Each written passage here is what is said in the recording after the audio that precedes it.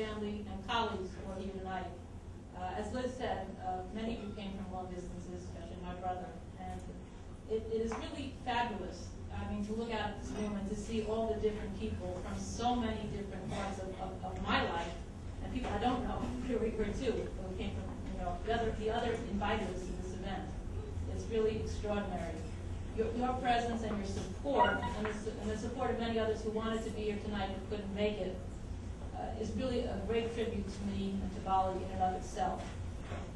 It's also a great tribute to be sharing tonight's recognition with Councilman David Weprin, who understands BALI's mission, and without whose support, BALI would not be where it is today. My congratulations to David on being the first Bella Fellow recognized by Congress. I am proud as well to be recognized tonight with those amazing, wise women, Judy, Claire, and Amy, whose passion, poetry, and constant commitment to justice are always galvanizing. Tonight's event would never have taken place, though, without the vision and enthusiasm of Liz Abzug, the co-founder of the Bella Abzug Leadership Institute. That this group is gathered now in this restaurant and overflowing with great energy, great excitement, and great people belies the enormous effort that went into making this event happen. It took a lot of work, and as many of you know, BALI does not yet have a staff. So thank you, Liz, and the board members and other volunteers for pulling this all together. I am deeply honored to receive the first Bella Award bestowed by the Bella Abzug Leadership Institute.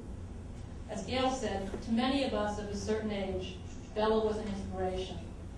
Though she was handling major civil rights cases in the South in the 1940s and serving as defense counsel for entertainers during the McCarthy witch hunts in the 1950s and organizing Women's Strike for Peace in the 1960s, Bella probably came into focus most clearly on our radar screens with her election to Congress in 1970. She was bold, she was brash, she was colorful, she was unmistakable. We grew to maturity around Bella as the movement to end the war in Vietnam morphed into the women's movement, and Bella was our hero through it all. She spoke truth to power in a way no one had before.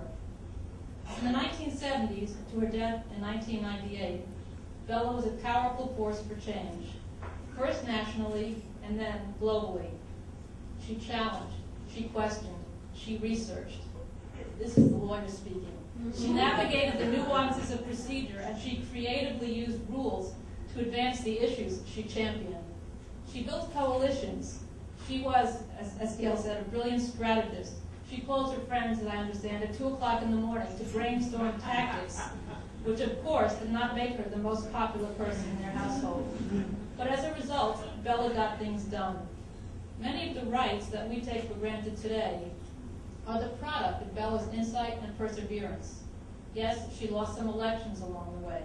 And yes, she ruffled plenty of feathers too.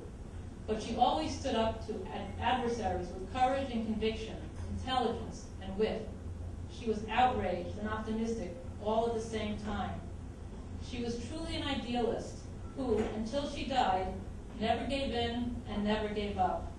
And on top of all this, she was a superb poker player, a stellar singer, and she loved to get down and party. I was fortunate to know Bella and to share time with her and her daughters towards the end of her life in her house in Sag Harbor. I watched the famous not quite détente lunch with Betty Friedan on Bella's porch, and watched Bella's legendary performance as Marlena Dietrich in Guild Hall, East Hampton. Most stirring, though, was a day on the beach when Bella, who loved the ocean, was having difficulty getting out of the water because there was a great incline from surf to sand, and her legs were not strong enough to conquer the hill. There were many women on the beach that day, and they, as well as many men, realizing what was happening, and without words, rose up from their towels as a cohesive movement and formed 2 lines, one on either side of Bella, and then, grabbing her arms, carefully passed her up the slope from one person to another until Bella was safely out of the water and back on her spot on the beach. Remembering that scene often brings tears to my eyes, as it was such a mighty and spontaneous outpouring in the most unexpected location of the fondness, admiration, care, and respect that people felt for Bella. Bella's legacy is the model she set for the kind of leadership we desperately need today. To transmit Bella's legacy to girls and young women of today and tomorrow is BALI's mission. What better contribution can we possibly make to the world than to encourage and nurture courageous women leaders to take on their world with a big heart, deep soul, lively intellect, passion, creativity, and humor. There are many girls and young women today who never heard of Bella. While no doubt some history will be passed on to the BALI trainees, teaching history is not our goal. Our goal is forward-looking. It is to provide opportunities to girls and young women to expand their horizons and help them recognize and honor their convictions. We want to help the BALI girls develop the confidence and skills to build on their strengths, be that through debating competitions, public speaking, internships, mentoring relationships, or all of the above.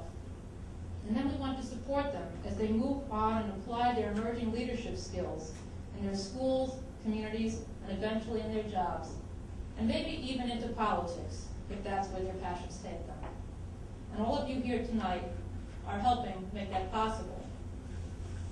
Bella, as some of you know, had a religious grandfather. He didn't have a grandson to take to synagogue, so instead he took his beloved granddaughter every morning. The men gave Bella dirty looks since women weren't allowed. But she stood in the corner and no one stopped her. She has often said, "It was those mornings that taught me you could do unconventional things." BALI strives to provide the tools and inspiration to girls and young women to do unconventional things, to maintain a healthy skepticism, and to constructively challenge the status quo, since no meaningful change comes without a challenge. And even without the rhetoric of a campaign season, we know that leaders are those who bring about change. As Ted Kennedy once remarked about Bella, if you look at why things are achieved, it is leadership, and that really is personality. Bella understood very well the character of herself, and she played to that. She was unique, she was boisterous, she was flashy with her hats, all of which reinforced her presence. And she used her presence and her enormous ability to move a cause, whether it was women's rights or ending the war. Bella knew the rules. She knew how to try and move a system that doesn't move. She stirred the house in such a way to push her view, irritate, antagonize, cajole, persuade, inspire, and ultimately lead. I look forward to a day in the not-too-distant future when someone, speaking of the BALI girls, tells us how terrific, speaking of one of the BALI girls, tells us how terrific she is because she has a unique and powerful presence.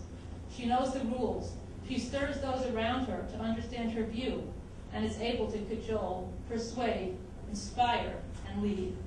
That will make me very proud, just as I am tonight to be the first recipient of this award in the name of such a remarkable leader of the 20th century. Thank you.